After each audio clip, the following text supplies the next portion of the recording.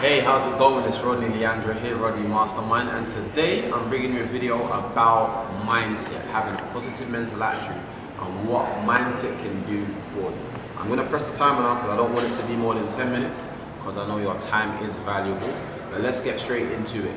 And why I'm bringing you this video is so that you can reprogram your mind so you can achieve the things you want to do and have your life set up the way you want to have it set up. And what I'm going to be speaking about today is things from my own experience, from my mentors' experiences, and from books that I've read, self-help books, and from successful people in terms of the books that they've written as well. So let's dive straight into it. Okay, so you really do need to know that your mind is going to shape your reality.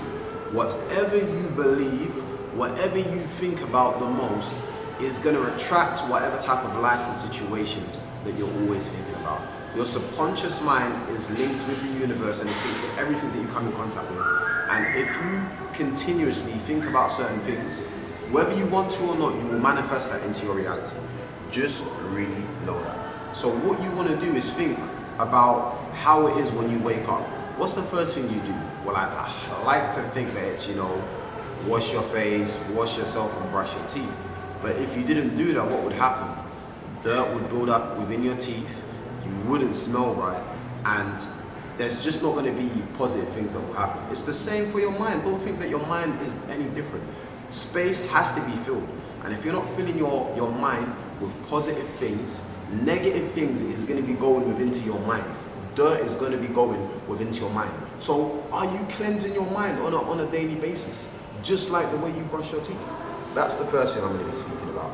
Now, if anyone's wondering what mastermind actually means, it's the coordination of knowledge and effort between two or more people in a spirit of harmony for the attainment of a definite purpose. It's the way that you can use other people's experience, capital, knowledge, and other influences to make a bridge on where both of you can be more successful because of this alliance. So that is why I'm actually called Mastermind, and that's a good principle that you can also use in order to gain more success as a team. Together, everyone definitely achieves more. What you really want to do as well is show gratitude. Affirmations is a good way to visualize things you want in your life, to speak them into existence, and to always remind yourself what you're doing in a daily basis, what you're working towards on a daily basis, and what you're grateful for. Life's full of ups and downs, good things and bad things. Every adversity brings with it a seed of an equivalent advantage. So take the good lessons from the bad, but from the good, always show gratitude for it. Even if you haven't even had a good or bad day, if your day's just starting, show gratitude. Say what you're happy and grateful for. Talk about the things that are that you want attracted into your life, and speak about it like it's already done. That's how you're gonna gravitate it towards you, and that's how you're gonna attract the right people, the right circumstances, and the right situations for you to actually go and do that success. Let's go on to the next thing. What you really need to understand about learning is that, the way we've been taught to learn in schools and at jobs is not really the way that a successful person does things or learns. The learning is within the doing, and failing is how you learn. Failing should stand for first attempt in learning. It's the way that you're gonna do things first, attempt it, and start learning. So you want to look at it like this. What we've been taught is, if we don't get our grades, it's a failure, it's bad. And if we don't do the things that we need to do at a job, then we're gonna get fired. But if you want to be a business person, if you want to be successful, you need to know that for you to have that massive success, you're gonna have to have massive failures. Massive failures, first attempts in learning, and you have to review what you're doing. Reviewing is the most important thing. Don't just go out and keep doing the same thing. Review what you're doing so you can learn and tweak and be more effective, be more productive, so you can tweak the things that you need to do. Okay, the next thing I would recommend everyone to do is go and look at the Cash Flow Quadrant by Robert Kiyosaki. He's the author of the #1 best-selling book, Rich Dad Poor Dad. And the Cash Flow Quadrant speaks about the 4 ways one can make income within today's society. Now, there's 2 ways the one can have time freedom and financial freedom, and that's by becoming a business owner and an investor. And the book talks about how you can transition into becoming a business owner and investor from being a self-employed person or employee. You know, the tax benefits are very different. The time freedom and financial freedom is very different, and it's just a mindset shift. It's all about mindset. I hope you guys are really understanding that it's all about mindset. And you want to adopt the 6 P's to this new mindset that you're having. And the 6 P's are: prior proper planning prevents poor performance. Prior proper planning prevents poor performance. And you've heard him say it: if you fail to plan, you plan to fail. So make sure you have a plan, execute the plan, review the plan. The review is probably the most important thing. That's going to show you where the mistakes are. That's going to show you where the success is. That's going to show you what you need to tweak to be more productive. And I would say have a mentor. A mentor is going to allow you to see what the process looks like. They've gone the way, they can show you the way because they've gone there. So it's like having Ronaldo as your mentor for football or Beyonce as your coach for singing. They've done what you want to do, so you know that you can trust them.